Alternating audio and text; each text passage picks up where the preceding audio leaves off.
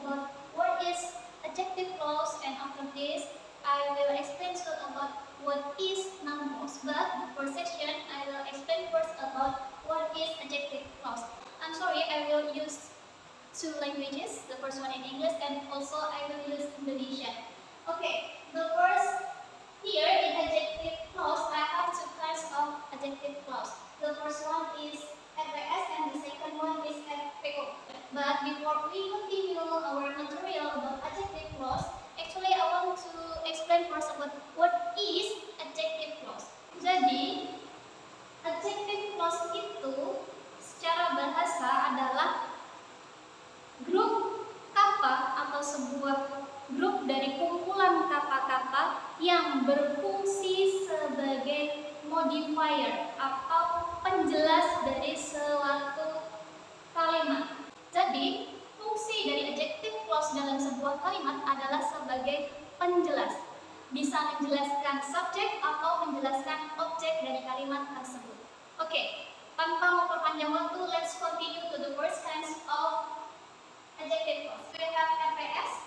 FAS is one kind of adjective clause, and here seperti yang sudah tertulis dalam judulnya, yaitu relative pronoun as subject. So here the adjective clause here is the modifier of a subject. Jadi di sini FAS ini adalah adjective clause yang nanti fungsinya adalah untuk menjelaskan subjek dari sebuah kalimat. Dan di sini seperti yang sudah kita ketahui bahwa yang dinamakan dengan sub clause adalah kata yang tidak sempurna, walaupun di dalamnya ada subject and verbs agreement, tapi kata tersebut tidak sempurna karena diawali oleh sebuah conjunction. So here, the conjunction yang biasanya digunakan dalam FAS ada tiga. The first one is who. Who itu digunakan untuk person atau dia merupakan conjunction yang digunakan untuk menjelaskan subjek manusia. Sedangkan yang kedua, we have which, yang mana which ini untuk menjelaskan non-person atau subjek selain manusia. Apapun yang selain manusia bisa menggunakan which. And the third one is that. That ini bisa digunakan untuk keduanya. So, that can be both of person or non-person. And rumusnya atau formulanya is conjunction meets verb. Jadi susunan dari adjective clause jenis RPS adalah conjunction bertemu dengan verb. We have the first example here. We have two sentences here. First sentence is I need a man. And the second sentence, a man brings some books. Dua kalimat berbeda ini bisa kita jadikan satu kalimat dengan menggunakan conjunction sehingga kalimat yang kedua nanti berbentuk adjective clause. Bagaimana cara menggabungkannya? So here it is. I need a man. Nah, karena di sini kita menemukan dua kata a man di antara dua kalimat ini, di sini di kalimat kedua a man berfungsi sebagai subjek dan di sini sebagai objek, maka ketika kita akan menggabungkan dua kalimat ini, subjek inilah yang kita ubah menjadi adjective clause. Bentuknya seperti apa? Nah, kita tadi sudah belajar bersama bahwa ada tiga conjunction yang bisa kita gunakan dalam adjective clause jenis RPS, yaitu who, which, that. Who untuk manusia, which untuk non-person atau selain manusia, that untuk keduanya. Jadi karena man sudah jelas wujudnya manusia, so we can use who here untuk menggantikan posisi man subjek di dalam kalimat kedua ini tadi. Who brings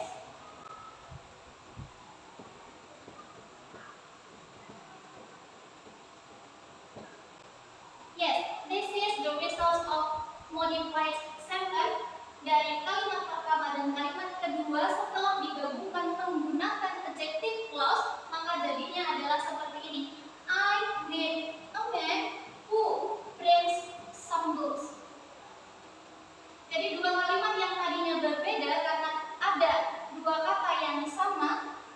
kalimat pertama posisinya sebagai objek dan di kalimat kedua sebagai subjek, maka bisa digabungkan menjadi satu kalimat dengan bantuan conjunction who, karena subjek dari kalimat kedua berupa wujud manusia.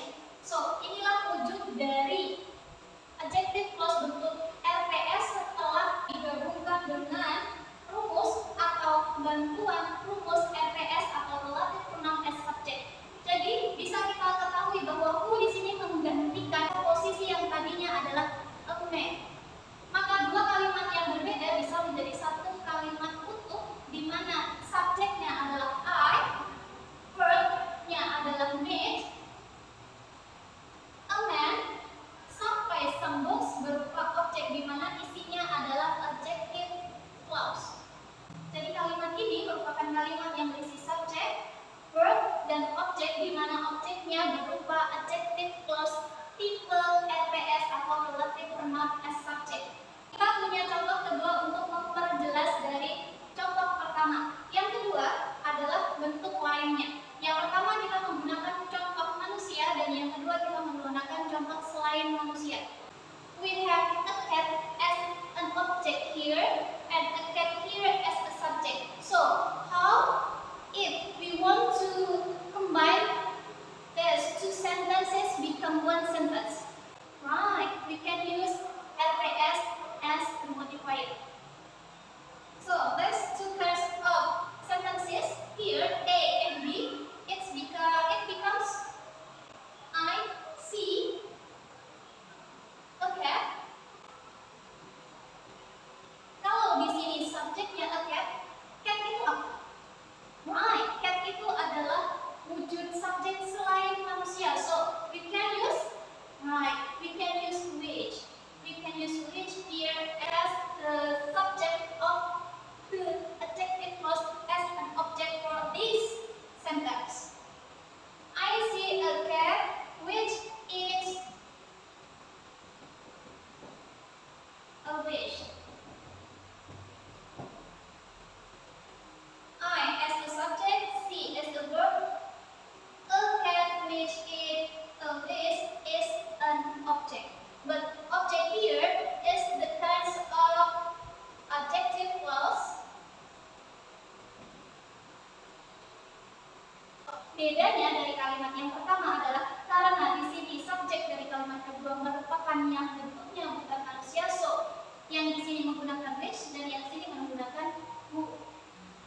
How if we want to exchange these two kinds of conjunction become that? Ya, betul sekali.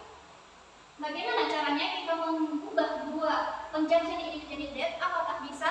Bisa. Karena sudah dijelaskan sebelumnya bahwa that itu bisa digunakan untuk kedua-duanya, bisa digunakan untuk person atau non-person. Jadi kalau kita ingin menggunakan that sebagai conjunction di sini, kita tinggal menghapus who menjadi that, dan di sini pun kita tinggal menghapus which untuk menjadi that. Oke, baik. Itu adalah penjelasan tentang RPS atau relative pronoun as subjects. Sekarang mari kita berpindah kepada jenis kedua dari adjective clause atau RPO, which is relative pronoun as object. Rumusnya atau formulanya adalah conjunction bertemu dengan subject. Karena di sini posisinya adalah objek, maka beda dengan yang pertama. Yang pertama adalah conjunction bertemu dengan verb. Sedangkan di sini conjunctionnya bertemu dengan subject. Dan karena conjunctionnya ini nanti posisinya sebagai penjelas dari sebuah objek, maka untuk conjunction yang pertama berbeda dengan conjunction yang ada di RPS. Untuk conjunction yang wujudnya menjelaskan objek manusia, maka we use who. For non-person, we use which, sama dengan yang di sana. Kemudian that juga sama. Di sini pun fungsinya that juga sama, bisa digunakan untuk objek manusia ataupun objek selain manusia. And next, we have first example here. The first example is my mother needs a man. And the second sentence, Sheila loves him. Him di sini dan man di sini orangnya sama. Jadi maka untuk menggabungkan dua kalimat ini atau meringkas dua kalimat ini menjadi satu kalimat, kita bisa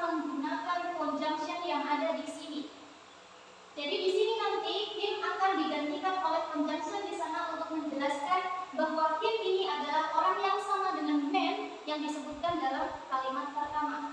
It becomes like this, everybody. My mother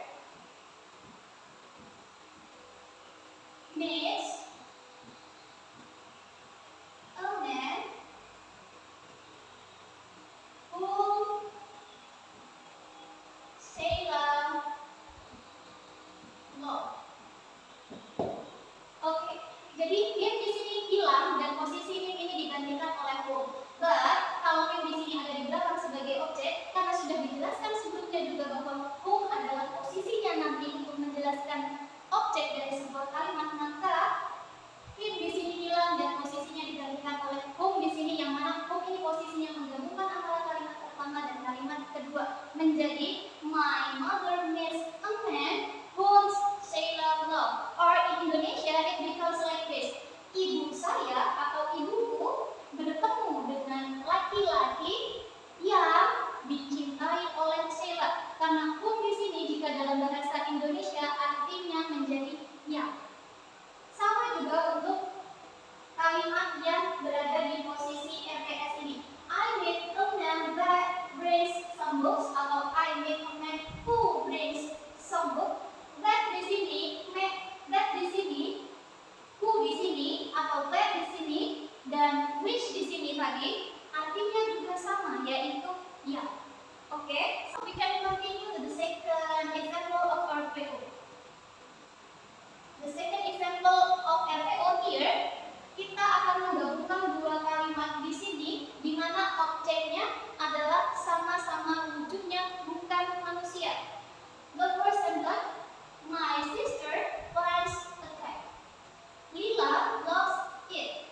It di sini dan cat di sini artinya sama. Kunci yang dimaksud dalam kalimat pertama dan it yang dimaksud dalam kalimat kedua adalah satu binatang yang sama. Maka itu bisa digabungkan menjadi satu kalimat dengan menggunakan conjunction yang ada di sini. Karena cat bukan wujudnya manusia, maka conjunction mana yang bisa kita gunakan? Which conjunction that we can use for this types of RPO? Alright, we can use the second example or the second conjunction here, that is which. So it becomes like this. My sister likes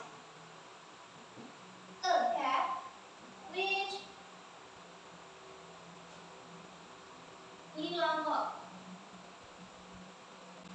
Alright, jadi which di sini posisinya menggantikan yes di kalimat kedua ini. Jadi seperti ini wujud kalimat dari dua kalimat ini, yaitu kalimat my sister likes a cat dan kalimat Lila loves it. Ketika sudah digabungkan dengan menggunakan kata penghubung atau conjunction which.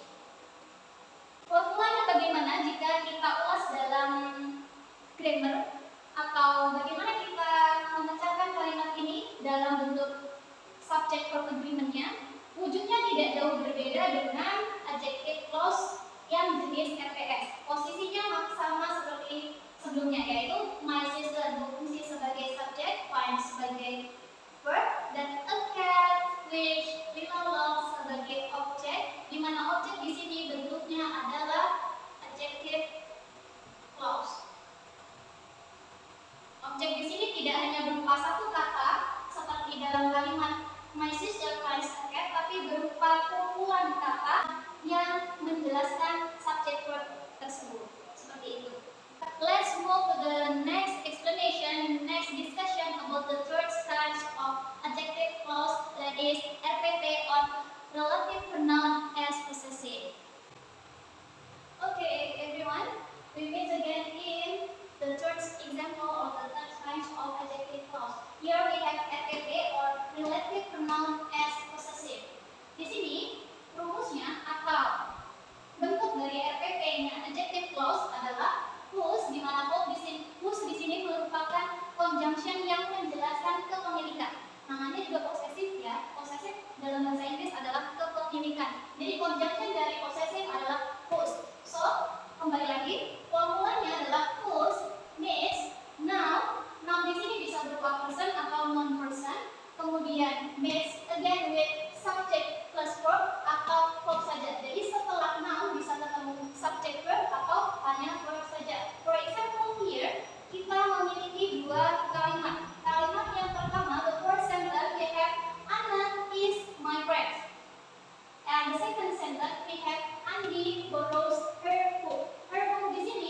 adalah menandakan sebuah kepemilikan, di mana this book is belong to Anna. Jadi her di sini adalah Anna.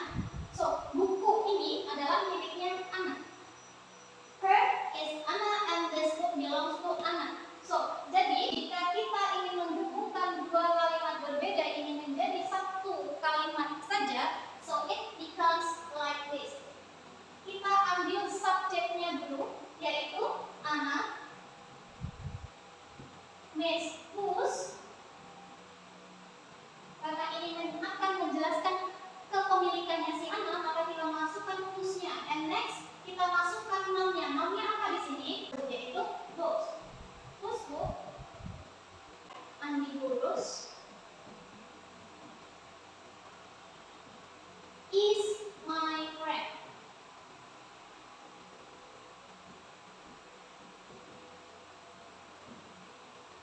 Nah, jadi inilah wujud kalimat setelah kita gabungkan dengan menggunakan conjunction whose, di mana Anna is my friend dan Andi Burus her book menjadi Anna whose book Andi Burus is my friend. Jadi Anna di sini merupakan noun, kemudian Anna sampai kata Burus merupakan subjek, di mana subjek ini berupa wujud adjective clause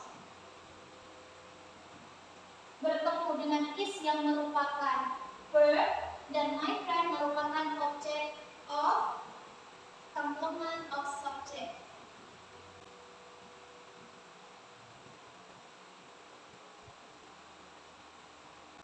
Jadi wujudnya jika kita pecah menggunakan ketentuan atau kaidah grammar, maka wujudnya seperti ini. Anna merupakan noun, whose book Andi Burus merupakan adjective clause jenis RPT, yang mana Anna whose book Andi Burus merupakan sebuah subjek dari kalimat Anna whose book Andi Burus is my friend. Jadi subjeknya di sini merupakan sebuah kumpulan kata, tidak hanya satu kata yaitu Anna saja. Dari Anna hingga Burus merupakan sebuah subjek, di mana di dalam subjek ini mengandung adjective clause, dan kemudian verbnya adalah is, dan objeknya merupakan wujud dari complement of subject yaitu my friend. I think that's all from me today about adjective clause. I'm so sorry if I have some mistakes in explaining this material. And let's continue to the next material that is about noun clause. Okay, here I will explain you all about what is noun clause. Okay, as we know that noun clause is a subclause atau jika disingkat menjadi SC. Noun clause sendiri jika disingkat menjadi NC. Apa itu subclause? Subclause adalah klausa yang tidak lengkap. Jadi noun clause adalah subclause yang berfungsi sebagai noun. So, noun clause is a subclause that has function as a noun of a sentence. Gitu ya. Next, bagaimana formula dari sebuah noun clause? Formulanya adalah conjunction means subject means verb. Conjunctionnya perlu diingat bahwa tidak semua conjunction itu bisa dijadikan noun clause. Maka ada dua jenis conjunction yang bisa dijadikan dalam bentuk noun clause. Yang pertama, complete structure atau struktur lengkap dari sebuah kalimat yang merupakan noun clause itu bisa menggunakan conjunction when, why, where, how, if, that, or whether. Jadi, struktur kalimat lengkap dari sebuah noun clause conjunctionnya ada di sini, yaitu when, why, where, how, if, that, or whether. Sedangkan struktur tidak lengkap atau incomplete structure, we have who, whom, which, and whose. Diingat ya, conjunction yang bisa digunakan untuk noun clause adalah when, why, where, how, if, that, or whether for complete structure, and for incomplete structure we have who, whom, which, and whose. For example, we have a sentence like this: I do not know whether she will come or not. Karena conjunction yang kita pakai di sini whether, maka bisa kita ketahui bahwa struktur dari noun clause ini merupakan struktur lengkap, di mana ada subject dan ada verb verb-nya. But kata ini bisa kita sebut sebagai noun clause. Why? Whether she will come or not, we can say it as a noun clause. Alright. Karena kalimat ini dimulai dari whether sampai not itu dimulai dengan sebuah conjunction. There is whether here. Whether ini merupakan apa? Alright, whether here is a conjunction type what, which is complete structure. Jadi susunan dari kalimat I do not know whether she will come or not adalah sebagai berikut. I berfungsi sebagai subject, and then do not berfungsi sebagai adverb, sedangkan no berfungsi sebagai verb transitive atau verb ordinary dari kata I do not know. Di sini adverb atau verb auxiliary. Sedangkan whether she will come or not merupakan sebuah objek. Kok panjang objeknya? Alright. Karena objek dari kalimat ini merupakan sebuah noun clause. Tidak hanya satu kata saja. Noun clause di sini berisi apa saja?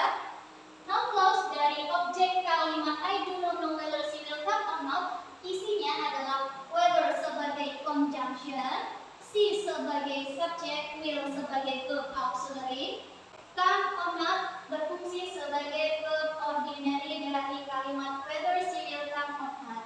Seperti itu ya. Sedangkan whether she will come or not sendiri merupakan sebuah satu kesatuan noun clause yang berfungsi sebagai objeknya kalimat I do not know whether she will come or not.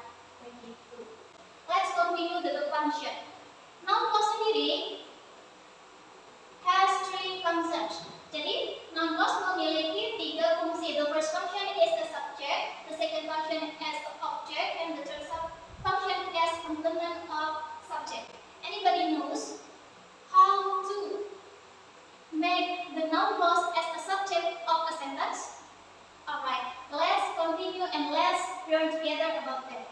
Okay, everyone, we meet in the first kind of function of noun clause as a subject. Here we have a formula like this: conjunction, main subject, main verb, and object. Kenapa verbnya ada dua di sini? Here the explanation. Subject verb plus verb here has the function as subject as a noun clause. Jadi subjeknya di sini adalah sebuah noun clause. Jadi noun clause di sini, noun clause dari kalimat utuh ini nanti isinya akan ada conjunction, subject, dan verb. Sedangkan conjunction, subject, dan verb di sini adalah sebuah verb yang mana verb itu merupakan sebuah noun clause. Karena ini merupakan penjelasan dari noun clause yang berfungsi sebagai subject. Contoh kalimatnya seperti apa? Here we have the example of the sentence of noun clause as the subject. That Cynthia comes on time is good. That Cynthia comes on time is good adalah sebuah kalimat di mana subjeknya merupakan sebuah noun clause. Seperti yang dijelaskan di atas, rumus dari noun clause as subject ada conjunction, subject, dan verb. Apakah ini memenuhi syarat? That, apakah that merupakan conjunction? Yes, alright. The conjunction yang tipe pertama yaitu complete sentence. That merupakan sebuah conjunction. Cynthia merupakan sebuah subjek manusia atau subjek person ya. Jadi di sini Cynthia merupakan sebuah subjek dan comes merupakan sebuah verb. Oh, ada satu yang belum saya jelaskan yaitu posisi on time ini sebagai apa? On time merupakan adverb dari kata that Cynthia comes. Bukan kata, tapi kalimat.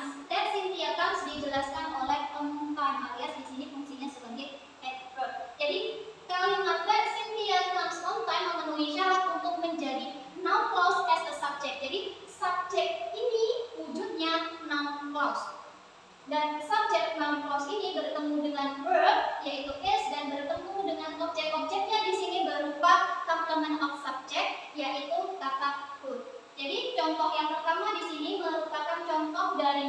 clause yang posisinya, yang fungsinya sebagai subjek dari sebuah kalimat.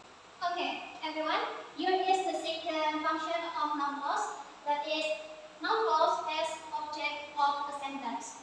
Jadi rumusnya adalah subject meet verb transitive meet conjunction meet subject meet verb.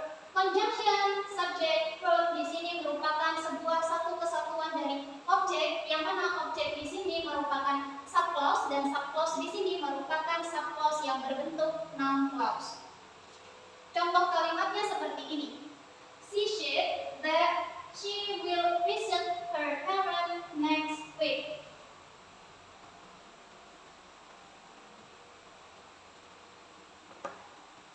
Oke, kalimat she said that she will visit her parents next week adalah contoh kalimat yang mana objeknya berupa subclause yang berbentuk noun clause. She berfungsi sebagai subjek, say berfungsi sebagai verb transitif, yang mana verb transitif adalah sebuah kata kerja yang membutuhkan objek, dan di sini objeknya merupakan sebuah objek yang berupa subclause, yang subclause-nya merupakan contoh dari noun clause.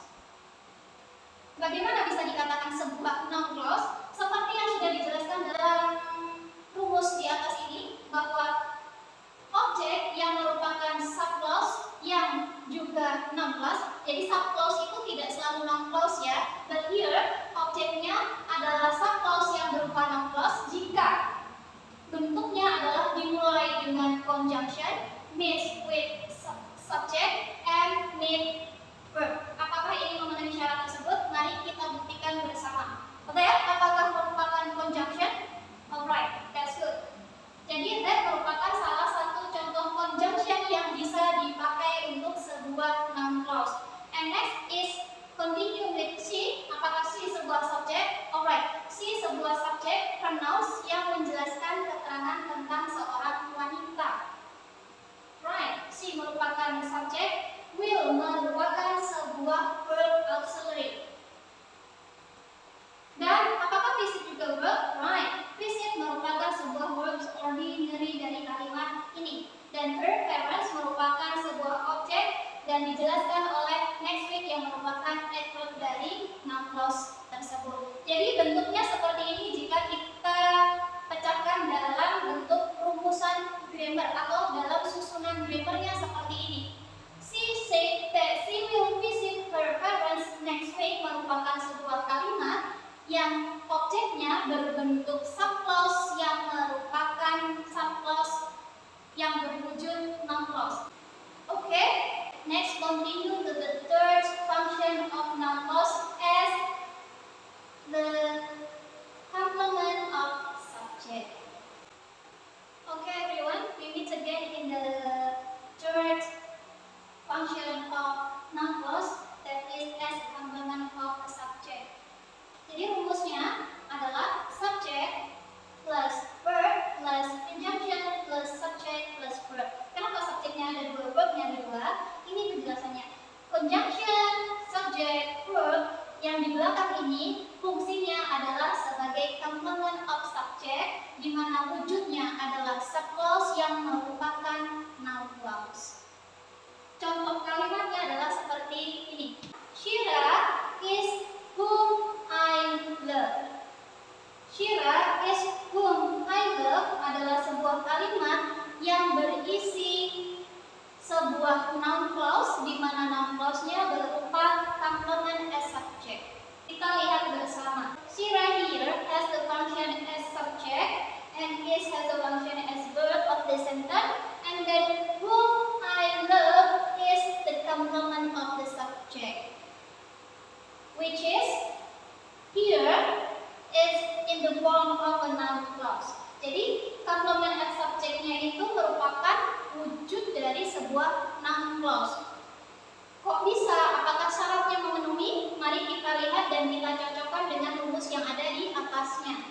Rumus di atasnya subject plus verb plus conjunction plus subject and then plus verb. Conjunction plus subject and plus verb as the function as complement as subject. Apakah kalimat di bawah ini memenuhi syarat? Maka kita lihat bersama.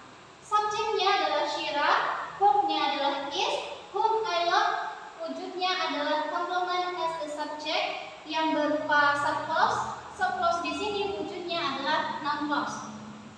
Whom apakah dia berupa conjunction? Mari kita lihat contoh-contoh conjunction yang kita bisa gunakan sebagai noun clause. Apakah ada kata whom?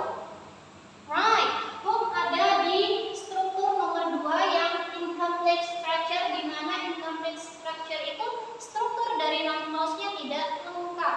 Apakah dia sesuai? Alright. Harusnya kalau lengkap di sini ada objeknya, tapi tidak ada, maka dia memenuhi syarat menjadi incomplete structure of the noun clause.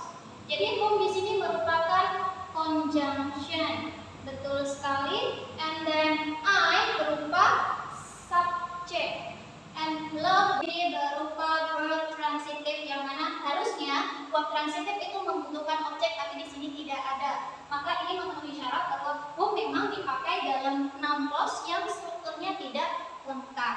And this is the example of noun clause which is has a function as a complement of subject. Jadi ini adalah merupakan contoh kalimat yang mana noun clause berfungsi sebagai complementnya subjek dari sebuah kalimat. Jadi di sini whom I love itu menjelaskan siapa itu Shira dalam kalimat ini. Jadi Shira adalah orang yang saya cintai. Oke, we come to the next material, yaitu tentang bagaimana cara meringkas sebuah kalimat yang berisi noun clause. Apakah bisa? Mari kita lihat dan kita diskusikan bersama di next section. Okay everyone, we come to the next explanation about summarizing pola of the noun clause. Jadi noun clause itu bisa diringkas dengan cara yang pertama, yaitu omitting atau menghilangkan sesuatu dari kalimat tersebut. Omitting di sini yaitu bisa disingkat menjadi omitor. Apa itu omitor? Omitor yaitu omitting connector or conjunction of the noun clause. Jadi konektornya atau conjunctionnya kita hilangkan. But there is a condition that we have to fulfill. Ada syarat yang harus kita penuhi jika kita ingin menghilangkan konektor atau conjunction dari sebuah noun clause, yaitu konektor yang bisa dihilangkan it should be that, harus berupa kata that. Di sini kita memiliki dua contoh kalimat di mana konektor atau conjunctionnya berupa kata that. Yang pertama yaitu that Cynthia comes on time is good, di mana conjunction of the sentence is that, is the word that. So we can delete this that from this sentence. Jadi kata that-nya bisa dihilangkan seperti ini. Or omitting the word that from the sentence of that Cynthia comes on time is good. Jadi kata ini jika that-nya benar-benar dihilangkan, maka bentuknya menjadi Cynthia comes on time is good. Apakah dalam grammar ini dibenarkan? Kata ini dibenarkan dan artinya pun sama antara that-nya masih ada ataupun that-nya sudah dihilangkan. Jadi itu contoh pertama dari omitting of connector. Jadi itu cara meringkas yang pertama dengan menghilangkan kata that di awal kalimat yang mengandung noun clause atau noun clause-nya berupa subjek. Apakah bisa ketika noun clause-nya berupa objek? Bisa juga, seperti di contoh yang kedua. We have a sentence, she said that she will visit her parents next week. Ini noun clause-nya berupa objek. Bisa dihilangkankah connector-nya atau conjunction-nya? Bisa. Jadi seperti ini. Kalimatnya akan berubah menjadi it will change, it will become like this. The sentence will become she said she will visit her parents next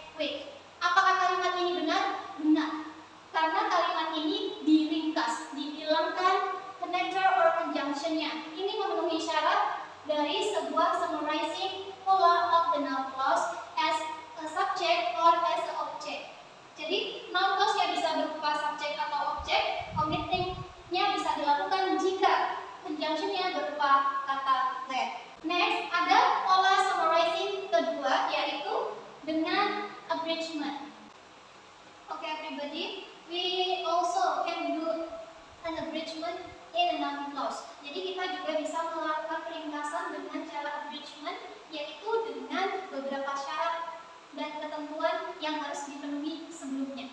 Abridgment di sini juga merupakan cara peringkasan kedua yang bisa dilakukan dalam sebuah kalimat yang mengandung noun clause di dalamnya. Karena tidak semua subclause itu adalah sebuah noun clause, sedangkan yang bisa dilakukan abridgment hanya subclause yang merupakan noun clause. Abridgment bisa dilakukan dalam sebuah kalimat yang mengandung subclause yang berupa noun clause jika memenuhi syarat-syarat berikut, yaitu yang pertama, subjek di dalam main clause dan subclause harus sama. Jadi harus diingat, subjeknya di dalam main clause dan subclause harus sama. Yang kedua, yaitu conjunctionnya harus berupa question words. Question words itu apa saja? As we know that there are some kinds of question words in English, seperti contohnya when, why, where, how, and who. So, jika ada conjunction yang berupa question words dalam sebuah noun clause, itu bisa dilakukan sebuah abridgment. And the last condition atau syarat terakhir yaitu terdapat modals. Jadi di dalam kalimat yang berisi noun clause sebagai subclause-nya itu harus ada modalsnya. Modals itu apa saja? Modals di dalam bahasa Inggris bisa kita katakan ada 3, yaitu can, should, and must. Jadi pastikan bahwa di dalam noun clause yang ada di kalimat tersebut mengandung kata modals. Di sini saya memiliki 2 contoh kalimat. The first example is I do not know what I should do. I do not know what I should do adalah sebuah kalimat yang mana objeknya adalah sebuah subclause yang mana subclause di sini berbentuk noun clause. Maka bisa dilakukan abridgment di dalam kalimat ini. Dapat kita lihat bahwa kalimat ini strukturnya seperti yang bisa kita lihat bersama, bahwa there is subject, verb auxiliary, adjective, verb transitive, and object yang berupa subclause, which is it is a noun clause. And in an object, we know that what as a function as a conjunction, and I as subject, should as a modal, and do as a verb. Apakah ini memenuhi syarat jika ingin melakukan abridgment di dalam kalimat ini? Bisa kita lihat syarat-syaratnya dan kita lihat kalimat ini strukturnya bagaimana. Apakah subjeknya sama? Yes, di sini subjeknya sama, yaitu I, dan di sini subjeknya juga I. Jadi subjek di main clause, I do not know ini merupakan main clause, dan di sini merupakan subclause. Jadi subjek main clause dan subclause sama, yaitu I. Kemudian syarat kedua, conjunction harus berupa question words. Apakah di sini conjunction yang berupa question words? Mana conjunctionnya? Which one the conjunction of the sentence? Alright, the conjunction is the word what. Di sini sudah ada keterangannya. What merupakan conjunction. Apakah what merupakan question words? That's true. What is one kind of question words in English. Jadi dia memenuhi kalimat ini memenuhi syarat kedua untuk dilakukannya sebuah abridgment. And the last condition is terdapat modal that are can, should, must. Apakah di sini terdapat modals? Alright, di sini ada sebuah modal yang digunakan yaitu kata should. Di sini sudah ada keterangannya ya, should merupakan modal atau berfungsi sebagai verb auxiliary juga di dalam kalimat ini. Maka kalimat pertama yaitu I do not know what I should do memenuhi syarat untuk dilakukannya sebuah abridgment. Bentuknya akan seperti apa? Nanti kita lihat bersama-sama. Tapi sebelum itu mari kita lanjutkan pada contoh kalimat kedua dulu. Jadi nanti kita lihat apakah dua kalimat ini memenuhi syarat untuk dilakukan abridgment atau tidak. And the second example is I have a sentence like this. She does not know where she should go. She as a subject, does as a verb auxiliary, not as an adverb. No, here is a verb transitive which has an object. Jadi kalau verb transitive itu sudah pasti butuh objek, dan objeknya merupakan sebuah subclause yang berbentuk noun clause. Objeknya di sini berisi apa saja? Noun clause di sini, noun clause objek ini berisi conjunction, subject, modals, and verb. Conjunctionnya where, subjeknya she, modalsnya should, and verbnya adalah go.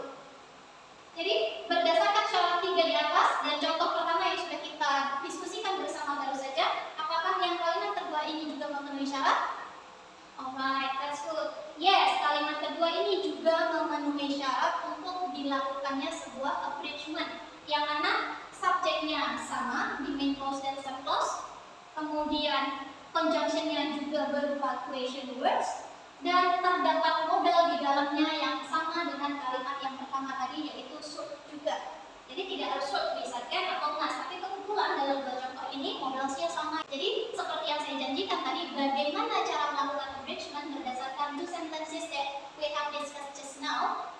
We have the formula like this. Jadi kita punya formula atau rumus like this, di mana cara melakukan abridgment adalah kalimat yang berbentuk subclause ini nanti diubah menjadi kalimat seperti ini dengan rumus yang sudah ditulis di sini seperti ini, yaitu I do not know dan she does not know itu tetap sama, but di sini subclause-nya berubah, di mana subjek dan modalsnya itu dihilangkan menjadi diganti oleh kata to infinitive, yaitu seperti ini jadinya, di mana I do not know and she doesn't know tetap tidak berubah, tapi subclause-nya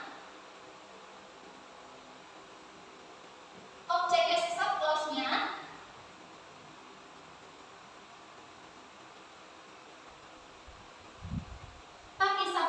di mana subclause di sini berfungsi sebagai objek dari kalimat I do not know itu berubah. Tadi di sana ada kata I should dan she should dihilangkan diganti dengan to infinitive menjadi I do not know what to do, dan yang kalimat kedua berubah menjadi she does not know where to go. Ini menjadi kalimat yang lebih singkat, lebih pendek setelah dilakukan sebuah abridgment dari kata yang tadinya berbentuk seperti ini menjadi kata berbentuk seperti ini. Apakah dua kalimat ini, these two kinds of sentences, dibenarkan dalam grammar structure? Yes, it's true in grammar structure because we have done some conditions that we have to do before we do an abridgment. Jadi kita sudah melakukan dan melihat syarat dan ketentuannya, sudah kita penuhi semua ketentuannya dan semuanya sesuai, maka kalimat ini I do not know what to do dan she does not know where to go itu benar dalam susunan grammar bahasa Inggris. Okay, everyone, this is the explanation of noun clause that I can explain to you all based on my understanding and my experience to learn about this material. I am sorry if I have some mistakes in explaining this material. I need and I hope that you can help me and you can give some suggestion to make me be better in explaining and understanding this material about noun clause, and just now it's about adjective clause. Before I end this explanation, this analysis, let me conclude what I have explained and we have discussed together just now. Okay, everyone, based on the explanation and analysis before about adjective clause and noun clause, it can be concluded that an adjective clause is a group of words consisting of a noun and or a verb preceded by a relative pronoun that modifies the subject or object in the sentence. Then, adjective clause has three types of function according to the Fundamental of English Grammar by Betty S. Azar. The first one is relative pronoun as subject, the second one is relative pronoun as object, and the third one is relative pronoun as possessive. Meanwhile, a noun clause is a subclause or dependent clause which has a function as a noun in a sentence. Noun clause, usually known as NC, has two types of conjunction that can be used. They are, the first is conjunction in a complete structure of sentence. They are when, why, where, how, if, that, and whether. And the second one is conjunction in incomplete structure of a sentence. They are who, whom, which, and that. Noun clause also has three functions in a structure of sentence. The first one is noun clause as subject, the second one is noun clause as object, and the last one is noun clause as complement of a subject. In a sentence which consists of a noun clause as subject or object, we can do committing that is committing the connector or conjunction, but there is a condition that should be fulfilled before. The conjunction of the noun clause should be toward that, except that we cannot do the committing. And the last, we also can do an abridgment in a sentence which consists a noun clause with some condition that should be fulfilled before. And the formula of the noun clause that we can do an abridgment is conjunction made to infinitive. It's happen in a subclause of a sentence which consists a noun clause. Thank you, my friends, and also thank you, Mr. Andang, as my lecturer in grammar analysis subject. Kelas IC, wassalamualaikum warahmatullahi wabarakatuh.